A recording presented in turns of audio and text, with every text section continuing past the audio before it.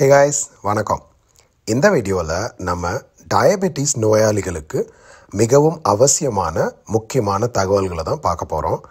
இப்போ உலகத்திலே பார்த்தீங்கன்னா சைனா தான் டயபெட்டிஸில் முதலிடத்தில் இருக்குது. அதாவது கிட்டத்தட்ட 11 கோடி பேருக்கு டயபெட்டிஸ் இருக்குது சைனாவில். அடுத்த இடத்துலையே இருக்கிறது யாருன்னு பார்த்தீங்கன்னா நம்ம இந்தியா தான். நம்ம கிட்டத்தட்ட 7.7 கோடி, கிட்டத்தட்ட 8 கோடி பேருக்கு டயபெட்டிஸ் இருக்குது இந்தியாவில். அப்போது டயபெட்டிஸை ரொம்ப கட்டுப்படுத்த வேண்டிய ஒரு நாடுகளில் முக்கியமான இடத்துல நம்ம இருக்கோம். அதனால் டயபெட்டிஸ் சார்ந்த நோயாளிகள் எடுக்கக்கூடிய உணவுகள் பற்றின வீடியோ தான் இது. வாங்க என்னன்னு பார்க்கலாம். இந்த வீடியோவில் நம்ம டயபெட்டிஸ் நோயாளிகள் எடுக்க வேண்டிய 10 லோ கிளைசிமிக் இண்டெக்ஸ் இருக்கக்கூடிய பழங்கள் பற்றி தான் பார்க்க போகிறோம்.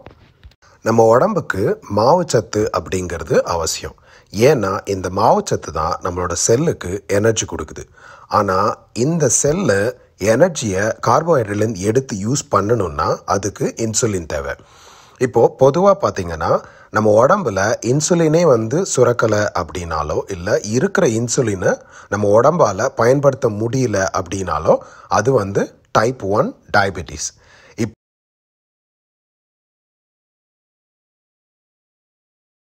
ஸோ இன்சுலின் சார்ந்து 2 டயபெட்டிஸ் பிரச்சனைகள் வரும். அதனால் என்ன ஆகும் அப்படின்னு பார்த்தீங்கன்னா நம்மளோட பிளட் சுகர் லெவல் அதிகமாகிடும். இன்னொன்று இருக்கிற இன்சுலினை பயன்படுத்த முடியாததுனால.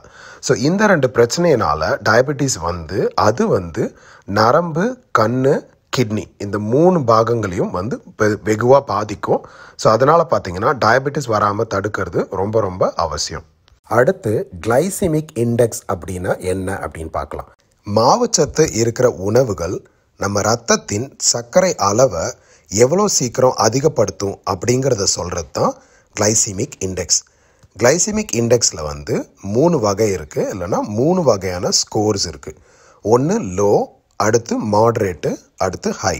இப்போ லோ பார்த்தீங்கன்னா 55 அல்லது அதுக்கும் கம்மியான கிளைசிமிக் இண்டெக்ஸ் இருக்கிறது தான் லோ கிளைசிமிக் இண்டெக்ஸ். அடுத்தது மாடரேட், 56லேருந்து 69 வரைக்கும் இருக்கிறது தான் மாடரேட் கிளைசிமிக் இண்டெக்ஸ்.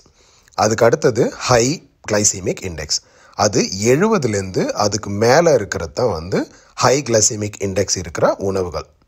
ஆக ஒரு உணவில் கிளைசிமிக் இண்டெக்ஸ் எவ்வளோக்கு எவ்வளோ கம்மியாக இருக்கோ அவ்வளவு குறைவாக தான் நம்ம ரத்தத்தில் சர்க்கரையோட அளவு அதிகரிக்கும் அப்படிங்கிறது தான் இதுலேருந்து take home message.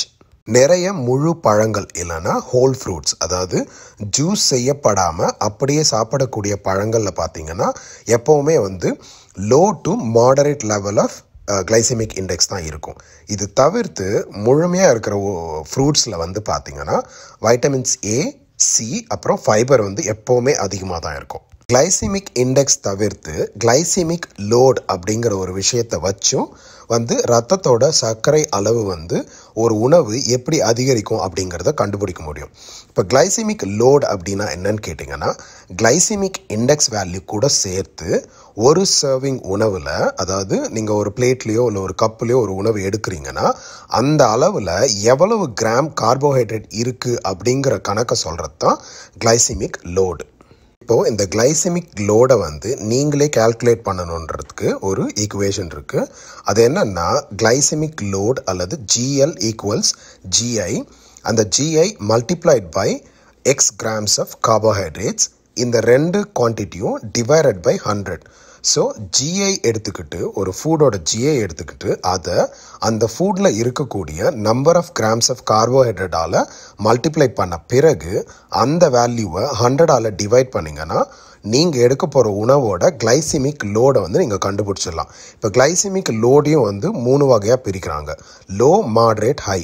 Low 0 to 10, moderate 11 to 19, high 20 and above. இப்போது நாம் பார்க்க போகிற 10 லோ கிளைசிமிக் ஃப்ரூட்ஸில் முதலிடம் பிடிக்கிறது செரீஸ். ஸோ இப்போது ஒவ்வொரு ஃப்ரூட்லேயும் நம்ம 2 வேல்யூ பார்க்க போகிறோம். ஒன்று GI ஸ்கோர் பார்க்க போகிறோம், அதாவது கிளைசிமிக் இண்டெக்ஸோட ஸ்கோர். அதுக்கு அடுத்தது கிளைசிமிக் லோட் இல்லைன்னா GLோட ஸ்கோர். ஸோ இப்போ செரியோட GI ஸ்கோர் என்னன்னு கேட்டிங்கன்னா 20, GL ஸ்கோர் 6. செரீஸில் நிறைய பொட்டாசியம் இருக்குது, அது கூட நிறைய ஆன்டி ஆக்சிடென்ட்ஸ் இருக்குது. இது வந்து நம்ம இம்யூன் சிஸ்டத்தை வந்து பூஸ்ட் பண்ணும். ஸோ இப்போ செரீஸ் வந்து ஒரு நார்மலாக கிடைக்கும்போது அதோட ஜிஐ ஸ்கோர் வந்து 20ல் இருக்கும். ஆனால் சப்போஸ் நீங்கள் வந்து ஒரு கேன்டு செரீஸ் வந்து வாங்குறீங்க அப்படின்னா அதோட ஜிஐ ஸ்கோர் வந்து மோஸ்ட்லி வந்து 41 இருக்கும், ஜிஎல் வந்து 6 இருக்கும். ஸோ இதை வந்து சப்ஸ்டியூட்டாக நம்ம பயன்படுத்தலாம் ஆஸ் லாங் அஸ் அதில் வந்து நிறைய சுகர் வந்து ஆடடாக இல்லாமல் இருக்கும் பட்சத்தில் அதை வந்து ஒரு செரி சப்ஸ்டியூட்டாக நம்ம யூஸ் பண்ணலாம். ஆனால் செரி ஃப்ரெஷ்ஷாக கிடைக்கும்போது அதை வாங்கி பயன்படுத்தத்தான் பெட்ரு. ஏன்னா அதோட ஜிஐ ஸ்கோரு அப்போ தான் 20ல் இருக்கும், 41க்கு வந்து போகாது. நம்ம லிஸ்ட்டில் 2வது இடம் பிடிக்கிறது வந்து கிரேப் ஃப்ரூட். கிரேப் ஃப்ரூட்டோட ஜிஐ ஸ்கோர் வந்து 25, ஜிஎல் ஸ்கோர் வந்து 3. இப்போ கிரேப் ஃப்ரூட்டில் பார்த்தீங்கன்னா daily intake of vitamin C வந்து 100% இருக்குது அப்படிங்கிறாங்க. ஸோ அது வந்து இம்யூன் சிஸ்டத்துக்கு ரொம்ப நல்லது. ஆனால் கிரேப் ஃப்ரூட் எடுக்கும்போது வாட்ச் பண்ண வேண்டிய ஒரு முக்கியமான விஷயம் என்னென்னா, ப்ரெஸ்கிரிப்ஷன் ட்ரக்ஸ் எடுக்கிறவங்களா இருந்தீங்கன்னா இந்த கிரேப் ஃப்ரூட் சாப்பிடும்போது அது ப்ரெஸ்கிரிப்ஷன் ட்ரக்கோட ஆக்டிவிட்டியை மாற்றக்கூடிய ஆபத்து இருக்குது. அதனால் உங்கள் டாக்டர்கிட்ட கன்சல்ட் பண்ண பிறகு கிரேப் ஃப்ரூட் எடுக்கலாமா கூடாதான்னு நீங்கள் கன்ஃபார்ம் பண்ணணும். இது ரொம்ப அவசியம், ஞாபகத்தில் வச்சுக்கோங்க. கிரேப் ஃப்ரூட் எடுக்கிறவங்க ப்ரெஸ்கிரிப்ஷன் ட்ரக் எடுக்கிறவங்களா இருந்தீங்கன்னா டாக்டர்கிட்ட செக் பண்ணிட்டு தான் கிரேப் ஃப்ரூட் எடுக்கணும். நம்ம லிஸ்ட்டில் 3வது இடம் பிடிச்சிருக்கிறது ட்ரைட் ஆப்ரிகாட்ஸ். ட்ரைடு ஆப்ரிகாட்ஸோட ஜிஐ ஸ்கோர் வந்து 32. இது வந்து செரீஸை விடவும் கிரேப் ஃப்ரூட்டை விடவும் அதிகம். GL score 9. இப்போ ட்ரைடு ஆப்ரிகாட் சாப்பிடணும் அப்படிங்கும்போது அதில் கவனிக்க வேண்டிய விஷயம் என்னென்னா, ஹோல் ஃப்ரூட் அல்லது ஜூஸ் செய்யப்படாத பழங்கள் கூட கம்பேர் பண்ணும்போது ஆப்ரிகாட்டில் இருக்கிற கார்போஹைட்ரேட்டோட அளவு வந்து அதிகம். அதனால தான் அதோட ஜிஎல் ஸ்கோர் வந்து அதிகம். ஸோ இப்போது ட்ரைடு ஆப்ரிகாட்டில் நல்ல விஷயங்களும் இருக்குது. அதாவது ஒரு நாளைக்கு நமக்கு தேவைப்படக்கூடிய காப்பரில் 4ல் 1 மடங்கு வந்து இந்த ட்ரைடு ஆப்ரிகாட்லேருந்து கிடைக்கும். அது தவிர அதில் வந்து வைட்டமின்ஸ் ஏவும் வைட்டமின் ஈயும் வந்து ரொம்ப அதிகமாக இருக்குது. நம்ம லிஸ்ட்டில் 4வது இடத்தை பிடிக்கிறது வந்து பியர்ஸ் அல்லது பேரிக்காய். பேரிக்காயோட ஜிஐ ஸ்கோர் வந்து 38, ஜிஎல் ஸ்கோர் வந்து 4. ஸோ இப்போ பேரிக்காயில் நிறைய வந்து நல்ல விஷயங்கள் இருக்குது. அதில் குறிப்பிட்டு சொல்லும்படியாக நம்ம உடலுக்கு தேவையான ஒரு நாளைக்கு தேவையான 20% ஃபைபர் வந்து இதில் இருக்குது. நம்ம லிஸ்ட்டில் 5வது இடம் பிடிக்கிறது வந்து ஆப்பிள். ஆப்பிளோட ஜிஐ ஸ்கோரு 39, ஜிஎல் ஸ்கோரு 5. ஆப்பிளோட பியூட்டி என்னென்னா, நம்ம குடலில் இருக்கிற நம்ம உடலுக்கு நன்மை செய்யக்கூடிய குடல் பாக்டீரியா அல்லது கட் பாக்டீரியாவுக்கு சோறு போடுற வேலையை ஆப்பிள் செய்யுது. இது தவிர்த்து நம்ம உடம்புக்கு தேவையான ஃபைபர், ஒரு நாளைக்கு நம்ம உடம்புக்கு தேவைப்படுற ஃபைபரில் 20% வந்து ஆப்பிள் வந்து கொடுத்துரும். நம்ம லிஸ்ட்டில் 6வது இடம் பிடிக்கிறது ஆரஞ்சஸ். ஆரஞ்சஸோட ஜிஐ ஸ்கோர் வந்து 40, ஜிஎல் ஸ்கோர் வந்து 5.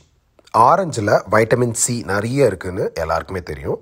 அந்த வைட்டமின் சினால் நம்ம இம்யூன் சிஸ்டத்துக்கு ஒரு பெரிய பூஸ்ட் கிடைக்கும். அதனால் ஆரஞ்சை உணவில் எடுத்துக்கிறது எல்லாருமே பண்ணலாம். அதில் ஜிஐ ஸ்கோர் கம்மியாக இருக்கிறதுனால டயபெட்டிஸ் நோய் இருக்கிறவங்க கண்டிப்பாக பண்ணணும். நம்ம லிஸ்ட்டில் 7வது இடம் பிடிக்கிறது ப்ளம்ஸ். ப்ளம்ஸோட ஜிஐ ஸ்கோர் வந்து 40, ஜிஎல் ஸ்கோர் வந்து 2. ப்ளம்ஸ் வந்து ஃப்ரெஷ்ஷாக இருக்கும்போது தான் அதோட ஜிஎல் ஸ்கோர் வந்து 2. அதே ப்ளம்ஸை ட்ரை பண்ணால் அதுக்கு பேர் ப்ரூன்ஸ். இப்போ ப்ரூன்ஸோட ஜிஎல் ஸ்கோர் வந்து 9. ஸோ ஃப்ரெஷ் ப்ளம்ஸ் கிடைக்காதவங்க அதை ப்ரூன்ஸாக சாப்பிடும்போது மிக முக்கியமாக கவனிக்க வேண்டிய ஒரு விஷயம் என்னென்னா, அதோட கார்போஹைட்ரேட் கண்டென்ட் வந்து 4 மடங்கு அதிகமாகிடுது. அதாவது ஜிஎல் ஸ்கோர் 2லேருந்து 9 வரைக்கும் போகுது. அதனால் கார்போஹைட்ரேட் அளவு அதிகமாகும் என்பதை கவனத்தில் கொள்க. நம்ம லிஸ்ட்டில் 8வது இடம் பிடிக்கிறது ஸ்ட்ராபெரிஸ். ஸ்ட்ராபெரிஸோட GI score 41, GL score 3. Strawberry பற்றின ஒரு ஃபன் ஃபேக்ட் என்னென்னா, ஆரஞ்சில் இருக்கிற வைட்டமின் சியை விட அதிக அளவு வைட்டமின் சி ஸ்ட்ராபெரிஸில் இருக்குது. அதாவது 1 கப் ஸ்ட்ராபெரிஸில் இருக்குது. ஸ்ட்ராபெரிஸில் மிக அதிக அளவில் வைட்டமின் சி தவிர்த்து ஃபைபர் மற்றும் ஆன்டி ஆக்சிடென்ட்ஸ் இருக்குது.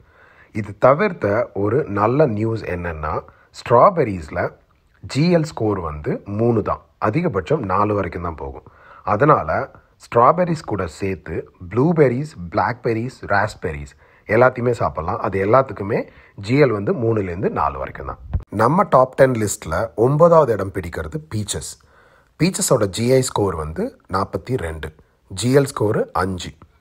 ஒரு ஆவரேஜ் பீச் நீங்கள் எடுத்துக்கிட்டிங்கன்னா அதில் வெறும் 68 கேலரி தான் இருக்கும்.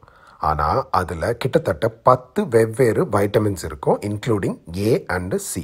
அதனால் பீச்சஸ் எடுக்கிறது மூலமாக பல வைட்டமின்ஸ் வந்து நீங்கள் எடுக்க முடியும். அதனால் பீச்சஸை வந்து கண்டிப்பாக உங்கள் உணவில் சேர்த்துக்குங்க. நம்ம டாப் 10 லிஸ்ட்டில் கடைசி இடம், அதாவது 10வது இடம் வந்து கிரேப்ஸ் அல்லது திராட்சை பழங்களுக்கு. ஏன்னா இதோட ஜிஐ ஸ்கோர் வந்து 53. இருக்கிறதுலே வந்து அதிக ஸ்கோர் இருக்கிறது கிரேப்ஸுக்கு தான், 53. ஜிஎல் ஸ்கோர் வந்து 5, அதுவும் கிட்டத்தட்ட அதிகம் தான். ஆனால் கிரேப்ஸில் வந்து நிறைய வந்து ஹெல்தி ஃபைபர் இருக்குது, அதாவது உடலுக்கு ஆரோக்கியமான நார்ச்சத்து இருக்குது.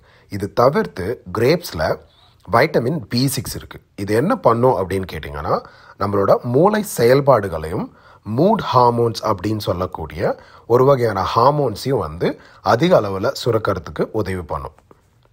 இந்த லிஸ்ட்டில் நாம் பார்த்த லோ கிளைசிமிக் இண்டெக்ஸ் ஃப்ரூட்ஸோட லிஸ்ட்டில் நம்ம பார்த்த ஜிஐ மற்றும் ஜிஎல் ஸ்கோர்ஸ் வந்து ஒரு ஜென்ரல் கைடு தானே ஒழிய இதை மட்டுமே அடிப்படையாக வைத்து டயபெட்டிஸ் வந்து இருக்கிற நோயாளிகள் இதை பயன்படுத்தக்கூடாது. இதை வந்து ஒரு ஃபுட்டை சூஸ் பண்ணுறதுக்கான ஒரு ஜென்ரல் கைடாக மட்டுமே பயன்படுத்துங்க. ஆனால் உங்களோட பிளட் சுகர் லெவல் என்ன இருக்குது அப்படின்னு குளுக்கோமீட்டரை வச்சு செக் பண்ணிவிட்டு அதுக்கப்புறம் தான் நீங்கள் எந்த உணவையாக இருந்தாலும் சாப்பிட்ணும். அந்த பேசிஸில் தான் நீங்கள் வந்து உணவுகளை சூஸ் பண்ணணும். இந்த கைடு வந்து ஒரு ஜென்ரல் கைடாக மட்டுமே பயன்படுத்துங்க. ஓகே கைஸ், இதே மாதிரி இன்னொரு சூப்பரான வீடியோவில் நான் உங்களை சந்திக்கிறேன். அது வரைக்கும் நன்றி, வணக்கம்.